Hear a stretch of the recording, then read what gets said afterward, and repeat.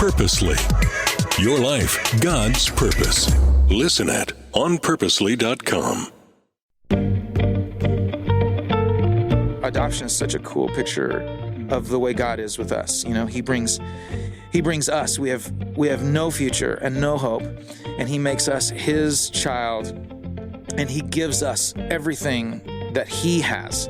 And so it's like you come from nothing, and God and we don't deserve anything, and God gives us everything. You guessed it, we have got The Afters. Well, you actually probably already saw that on the title of the podcast. But either way, Josh and Matt both join us today with this band that started when they both worked at Starbucks, and they would sing out the orders, and some customers said, you guys should form a band. True story. We begin our conversation because these guys are travel experts, and if you haven't gotten to do a bunch of traveling for a while, we can live vicariously through them and their stories. Plus, they're going to give you some great travel advice. Here's Josh and Matt.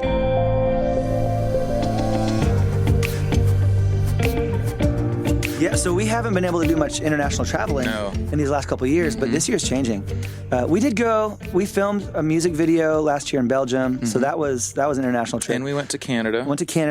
But we have a lot of fun things coming up. We're going to Australia in May, doing a big event there with Will Graham. We'll get to go to Tasmania, which will be really, really fun. And these are all, gospel-centric events, which is really our heart's passion. We love that. We're going to Mongolia, going to Italy, just doing big events in countries that have been really hurting and where the churches are really hurting. And just hoping to encourage people and share the gospel that way. But also, we're going to get to experience some new cultures, so that'll be exciting. It's really cool to go to a place like, Milan or Paris, where these big cities that have so much history. It's just as cool to go to a place that's just kind of off the beaten path. Like when we're in Mongolia, I'm so, you never plan a vacation to Mongolia, right? So it's so cool. I remember watching it's a show called The Long Way Around, and it's about these guys who ride their motorcycles around the world, and they go through in order to get all the way around, they have to go through Siberia and over to Alaska and then come all the way back. They start in England, I think. And they're going through Mongolia. This is the only thing I know about Mongolia other at this than Genghis Grill. Other than Genghis Grill, true Mongolian cuisine. No. And they're going through Mongolia, and they don't even know, because there haven't been cartographers there that have actually made actual maps. So they're like, we think there's a road here, and we think there's a bridge across this river, but they don't know until they actually get there. So like to go to a place like that is so undeveloped and just so much unknown still, even about, which is hard to imagine. They do, yes, which is probably where we will be. Playing. I can't pronounce the name. I'll learn the pronunciation before we go. Yeah. But you get ready to drink yak milk, because I hear that's a big part of their diet is yak milk. That's an interesting thing about traveling and meeting families and people. There's always the possibility for weird food. Oh yeah, when we were in Australia last time. We played a show that was in this town that was kind of out in the bush. And there was a lot of the Aboriginal people there who were the native people from there. And they went out and hunted and shot a kangaroo one night and photographed, I know, little kangaroo. But they, as an honor to us, they brought this kangaroo stew that was their family's long recipe, and they made this really great fluffy bread that goes along with it that's like their tribal bread. But they brought us this stew, and of course we had to eat it. And it was really good. Yeah, we were surprised. It was really good. And then it shows the picture of the dead kangaroo, and I was like, oh, you ruined it. I'm sorry, little kangaroo. First of all, you guys should have your own travel show. I'm sure you've talked about that. We've talked about actually. it. I love it. Yeah, it might be. Yeah, we do love that. We have started to a certain degree, kind of putting together travel videos like that for our own YouTube channel. Yeah, we'll see what happens. We have a few around the world with the after videos, and we might do some more of that stuff. Okay, we'll link to that in the show notes. Guys, I'm curious. For someone that's listening and maybe they can't travel as much as you do, would you share one of your takeaways? Like, what do you bring back with you when you come back home to your place in the States? Like, what perspective do you bring home with you, having been everywhere in the world? Oh, that's interesting. So when I come home, I think that anytime you come back with just a wealth of experience, the world looks a little different. And so when you see other places, I feel like I always come back and I see the world just a little differently than I did before. And parts of it give me more compassion for other people. It gives me gratitude for what I have, because a lot of times we go to places where people don't have a lot. And if you don't see that stuff, then there's nothing to compare your life to. But, when we've gone to Africa and we went to Kali's temple, which is the god of destruction. The temple takes up a whole city block, with the exception of one little corner. And you walk in the temple gates, and immediately, like, the light switch went on. And I thought, oh my gosh, this is what Jesus saw when he walked into the temple and saw the money changers and turned over the tables. There were literally just lined up from the gates all the way basically to the inner courts of the temple, just all of these people selling sacrifices. So it's like the poor people would just buy these little flowers, and then the flowers get to like bigger flowers, and then they get to like doves, and then goats, and then lambs. So it's like the richer you are, the further in you go to buy your sacrifice, and then you kind of wander around. This line goes kind of around the temple courts, and then you get to this little house, which is where they kill the animals. And then you walk through that little house, through a trail of blood, into the house that the idol is in. And it so changed kind of the way, like when I read those passages about the Bible, it's hard to imagine that people are still, like, right now in 2022 are doing this. Mm-hmm. They're killing animals and throwing the bloody parts at this statue. Idol. And they're praying so sincerely that they will be, delivered from this illness, or that they're whatever, and it blows my mind. It blows my mind. And that changed me. The way that I read those passages, you can see it. It's not just like a story. You can, like, when I read those passages, I just close my eyes and see like all of that. And it's no wonder Jesus was angry. Oh my gosh. Yeah. Wow. It was the wildest thing. And then one of the most beautiful things about that same experience is we leave that place, and the one little corner that is not the temple is Mother Teresa's home for the sick and dying. And so you leave this experience, which was just so dark and oppressive, and just, you can feel it's almost tangible, like the evil that exists in this one square block. And then you walk out the gates, and right next door, you see these selfless people caring for these dying people. And there's nothing that these people can give back. It's not like they can pay for what they're getting. I mean, they are literally loving the most unloved people in the world in their last days. Wow. And breaths. And awesome. It was such a beautiful picture of what the love of Jesus is like, compared to serving a God that can't hear you and will give you nothing in return for everything that you give. I would encourage anybody who's thinking about traveling, because this is something that I'm super passionate about. I love seeing the world, and I think that we change a lot when we do it. And if you've ever been intimidated by that, and you think, oh, how am I going to do that? Or it's too expensive, I can't afford that. Just go for it. Just go for it. You're going to see your life changing. You're going to see your kids. And don't be intimidated by the travel part. I always tell my family, embrace the chaos, because in travel, you never know what's going to happen, and you have to go off script. You have everything planned out, and inevitably things are going to happen that change your trip. But usually those are the things that you end up remembering. I remember a trip that we took to Patagonia, my wife and I, for our 20th anniversary. We always wanted to go down to Patagonia in South America. And ever since I'd seen a picture from there, it was 10 years before that or 15 years before that in the studio. And I said, that's where we're going for our 20-year anniversary. So we did. And we had a layover in Santiago, Chile, and I had all this stuff planned. But our plans were changed because Santiago was in the middle of a revolution. And so we stayed in a little hotel there overnight. We had one night there.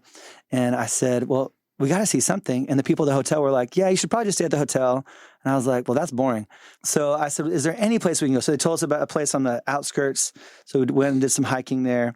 And then we're taking an Uber back to our hotel, and we're going through the city. We get stuck in traffic, and it's just standstill. We're not going anywhere. And so I asked the guy, I said, well, what if we just kind of walked through the city to the other side? Could we bypass this traffic? Because he said this could take hours.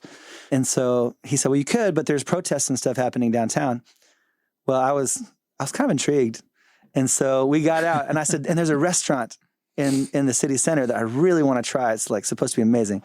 So we start walking over, and we start seeing like all these crashed out windows and burned down bus stops. And after me, you could tell something crazy happened here, and there's graffiti everywhere. And then we start seeing people marching. We start realizing, oh, everyone has gas masks on. And people had these war drums that they were hitting.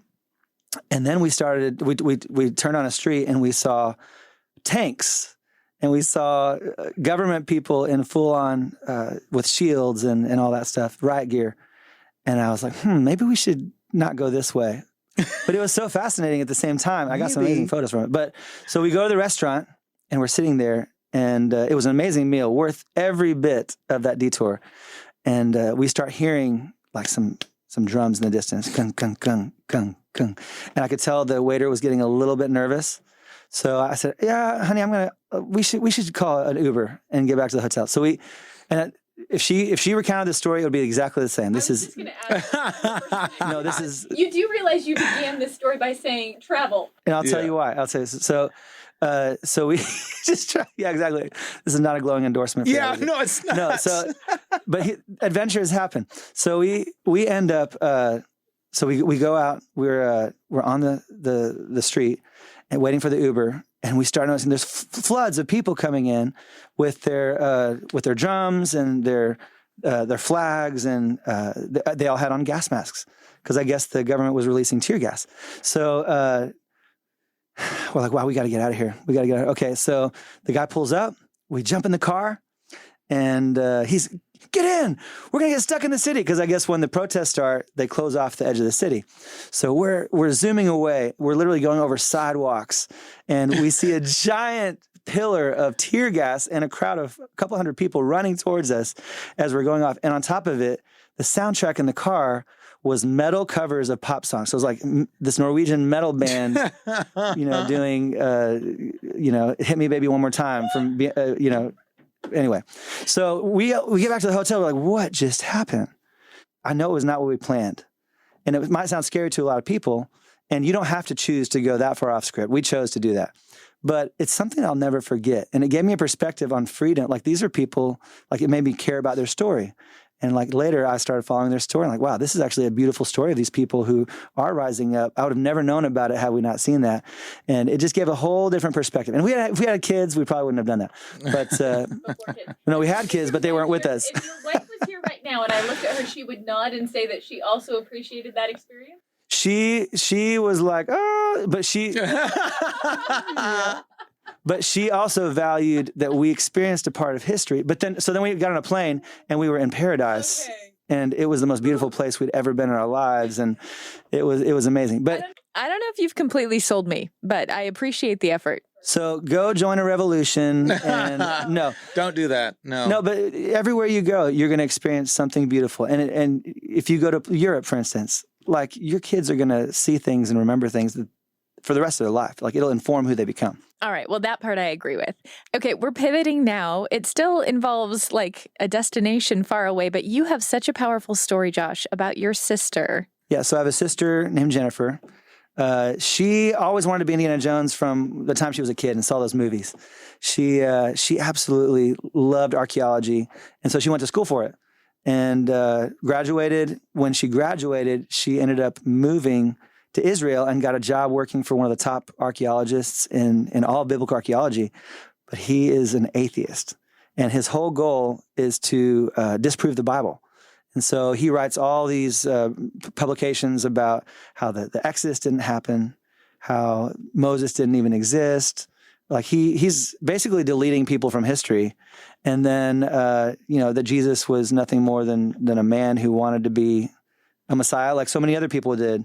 And he's like, every parent back then wanted their kid to be the Messiah. And he was the lucky one whose story got out. All these things. And so she started coming home and debating that with us. And she lost her faith. She became an atheist. She really bought into it. And it just broke my parents' hearts. And my dad, in 2004, shortly before he passed away from cancer, he gave his Bible to my sister, which was his old worn out Bible that had all of his notes and highlighted passages. And he said, I know this doesn't mean anything to you, but I ask that you'd please keep it. And I pray that someday it does mean something to you. And she just put it on her bookshelf, and it sat there for about 10 years. And then it was about 2013 that she was going through a really hard season with her family. And she was having these dreams, really powerful, vivid dreams where Jesus was a part of them. And I remember her telling me, Jesus is in my dreams and I don't like it. And I was like, maybe you should pay attention to those dreams. And so she woke up one night from one of these dreams and couldn't go back to sleep. So she got up to get some water and walked through her living room, and she saw that Bible on the bookshelf. And for the first time since my dad gave it to her, she opened it up and she saw my dad's notes. And there was a highlighted passage that just jumped off the page at her. And it spoke to directly what she was going through right then. And for the next 2 nights, she kept going back to that Bible when she couldn't sleep. And night after night, it was something that came alive and it spoke to her. And she called me. It was the middle of the night for her. And she said, Josh, you're going to think I'm crazy, but I think Jesus is pursuing me. And I want to give my life to Jesus. And I prayed with her on the phone. 3 months later, she flew out to Arizona where I live. And I got to baptize my sister. And then her husband, who is an Israeli Sabra Jew, which means his family goes way back in, they can trace their roots back to Aaron, they say. So he became a Christian, and so now he's a Messianic Jew. And last October, they moved their family back to Israel, and they live right above the Sea of Galilee, and they started a ministry reaching out to people in the archaeology community, science community, Jewish community, to show that you can believe in history and you can believe in what we see in archaeology and believe in Jesus. And when you have Jesus, it makes all those things come alive. And so they're just on fire. And seeing that transformation, like if you'd known my sister before, you wouldn't recognize her as the same person today. A light came alive in her, and she's just on fire for Jesus. It's really cool. Matt, what was it like for you to watch that unfold? Well, it's interesting because I've known we practically grew up together. And I'd only met Jennifer a couple of times, but I had spent enough time with her to kind of see both sides of that.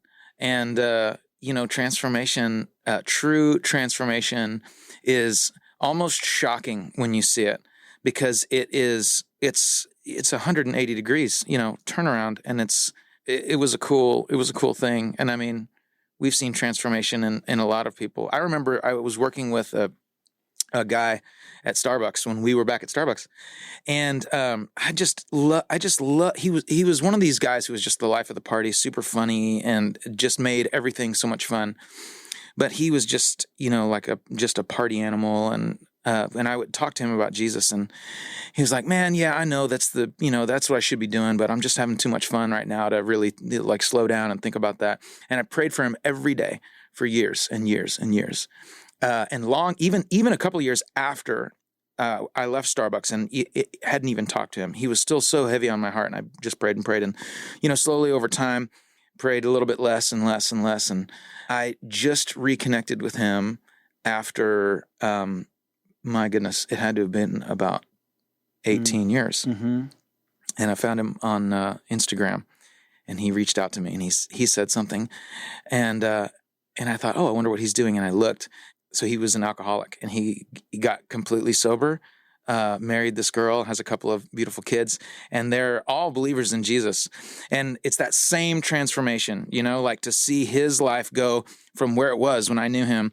And all these years later, after years and years of praying for him and not knowing, I wonder whatever happened to Jesse. And then, then to see so many years later, God answered my prayers. And it's just amazing to see. The transformation is complete. And I talked to him a little bit about it. And he was like, and describing his life before and describing his life now. I mean, it doesn't even seem like the same person. Thank you guys both for sharing. I just hope that whoever's listening right now hears that story and is so encouraged to just keep praying for the one they love. I want to talk a little bit more about both of your upbringings because they're both so unique. You've both touched on it a little bit. Matt, let's start with you because I know that foster care and adoption is a big part of your story. So I'm the oldest of 8, and the two youngest brothers are adopted, and they're just 1 and 2.5 years older than my oldest. So sometimes, they are my brothers, but sometimes they feel almost like nephews, and not so much now that they're getting older and kind of moving into adulthood. They are beginning to feel more like brothers and less like nephews, So there's twins in my family, and they are the youngest blood relation to me. And after the twins were born and had kind of moved through infancy, I guess my mom was just not done. She's such a mother, and she's like, I need more babies in this house. So they decided they were going to foster kids, and they fostered 8 or 9. I can't remember, but it's somewhere right about there. And the first one that they fostered, they ended up adopting. That's my brother Isaiah. And then the last one that they fostered, who is Isaiah's half brother, they also adopted. So, and at that point, the state said, "Oh, well, you have too many kids living in your house to foster children anymore." So they had to give up fostering to adopt my 2 brothers. But it was all worth it. Anybody who has fostered children or adopted kids know that you kind of never know what you're going to get, and you're adopting not just like this beautiful child, but some of their history and some of their DNA. And even though we were talking to someone about this, the nature versus nurture thing, nature is strong, and it can be really hard to undo sometimes. And we walked with my adopted brothers through all kinds of things. And even now, it's very difficult. One of them has a chemical imbalance, and so he, if he's not really good about staying on his medication, he's been brought home by the police many times because he'll get manic, and I'm not sure if he even remembers where he's been and what he's done when he gets in these places, because it's just so it's a crazy thing. But God has really done some amazing things in their hearts, and I look forward to seeing what he does with them. The older of the 2, who, if I remember, sometimes I get, because there were so many issues that they both had, and they were simultaneous. I think he was a kleptomaniac. Like, he would just take things, which was really hard to deal with. But after, kind of walking through that with him, and, my dad is such a great shepherd, and he's such a godly man. My brother now is in seminary. He's going to be a pastor, and he's currently a youth pastor at a church in Dallas, and he is working his way through seminary. And it's just so cool to see what God has done in his life, in his heart. His mom was basically living on the street, and what would his future have looked like? I have no idea. Adoption is such a cool picture of the way God is with us. He brings us. We have no future and no hope, and he makes us his child, and he gives us everything that he has. And so it's like you come from nothing, and God and we don't deserve anything, and God gives us everything. And it was like, these boys, their adoption was just the same picture. They had nothing, and their life would have just been destitution. And they would have grown up fatherless and homeless, and they were actually given just a beautiful family and people that love them and care for them, and who have helped them become something that will build God's kingdom. And it's just it's a beautiful picture. And we're all the same way if we think about it long enough. You both really get to witness a lot of transformation. Yeah. Josh, we already talked about one of your sisters. And then, of course, there's Esther, who's just a traveling photographer, has a story all of her own. And then one of your brothers has a story as well. Yeah. Yeah, we've seen a lot of God transformation. And, I credit a lot of that to, we had parents who really prayed over every aspect of our lives. My mom, she recently found this Bible that had all these old prayers. And I remember my mom just praying and praying for her kids, even in the hard seasons.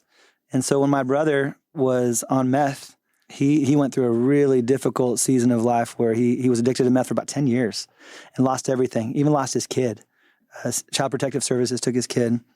He didn't want help. Anytime somebody tried to reach out, because it happened again and again, that people would try to reach out and help him. And I mean, it was so bad that there was a night I remember where he called me and he needed money for more drugs. I knew it was for more drugs. And I wasn't going to help him and give him money. And he was going to come over and kill me. Like, he was threatening my life. And so I was done. I was like, oh, you're just a lost cause. Everybody's trying to help you. You're getting handouts and you don't want help. And so I was totally done. And my mom was the one who came to me. She says, Josh, we can't give up on him. God's going to change him. We got to believe that. And you've got to still love him. You don't enable him, but love him and believe and pray that God's going to change him. And so I committed with her to pray for him. And it wasn't overnight. A lot of times there's a waiting season when we pray. But he did get to that place where God broke him down, and he ended up serving time. But it was in that place that he realized, I need Jesus. And so when he got out, he checked himself into a rehab. He's now been clean for like 15 years and has a beautiful family and has his life back on track. He loves Jesus.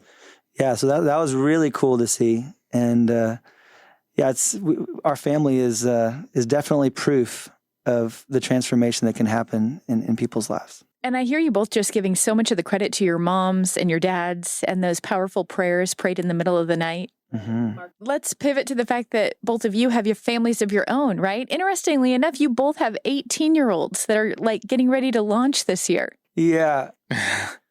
Surreal. Like, I feel like I'm not, I don't know, do you feel this?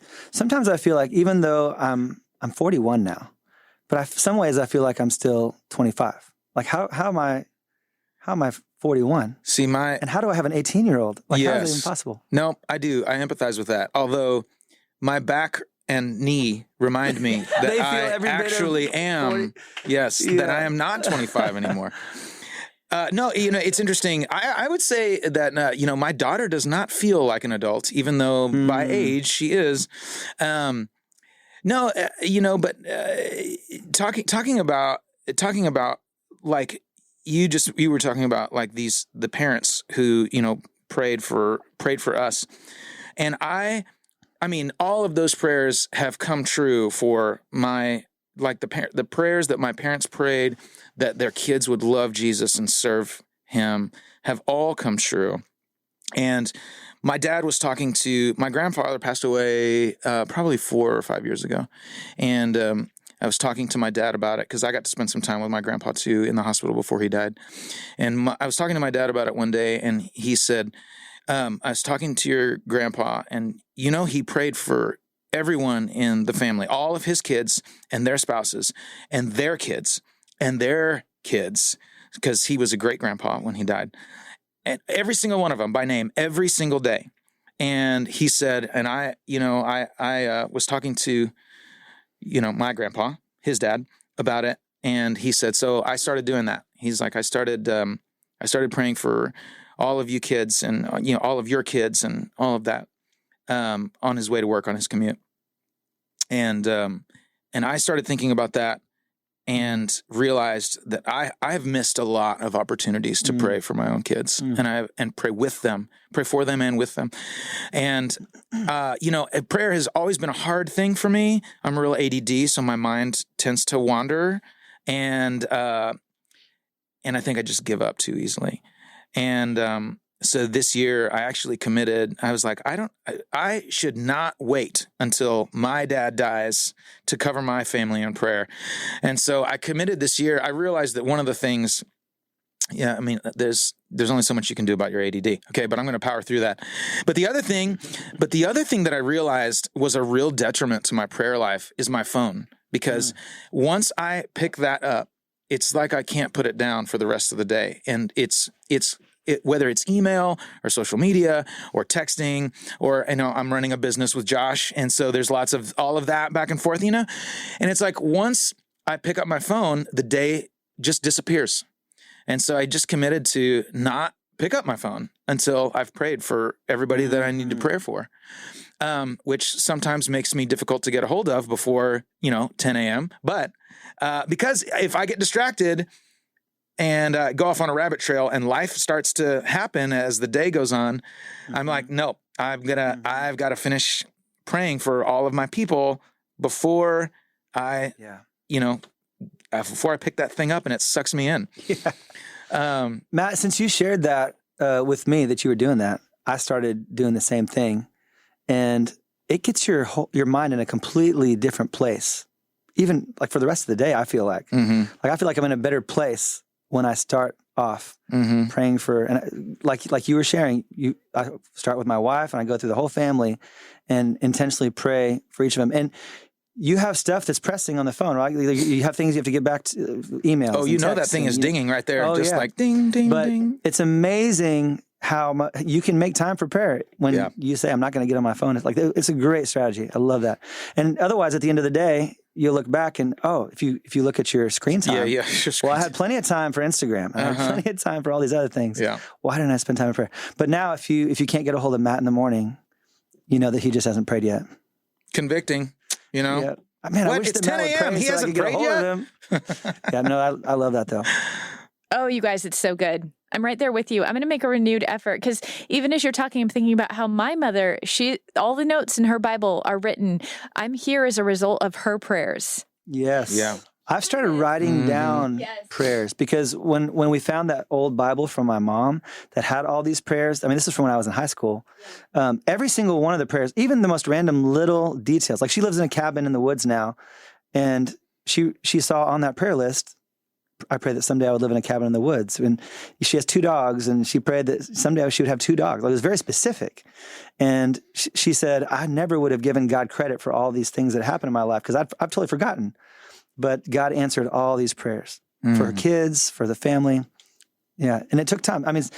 Praying is not a genie bottle. It's not like you pray and it happens. Like God's timing is not always the timing that we would love, but it's the best timing, and it can take time. There's seasons of waiting and all that. But every time when you look back, you'll see the faithfulness of God in it. That's what our family's seen. Josh and Matt from The Afters, it's always such a pleasure to get to hear from them. And thank you to Kai Elmer with Fair Trade for bringing them along and for setting up this interview. Always a thank you. Huge shout out to Scott Caro, our wonderful producer with Terra Firma, and to Rebecca Beckett, our content coordinator with onpurposely.com.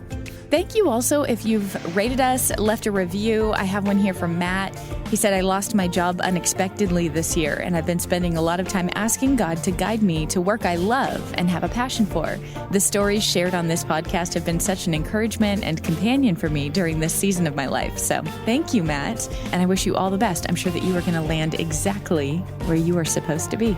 All right, you are welcome to also leave a review, and thank you so much for listening to the Passion Meets Purpose podcast.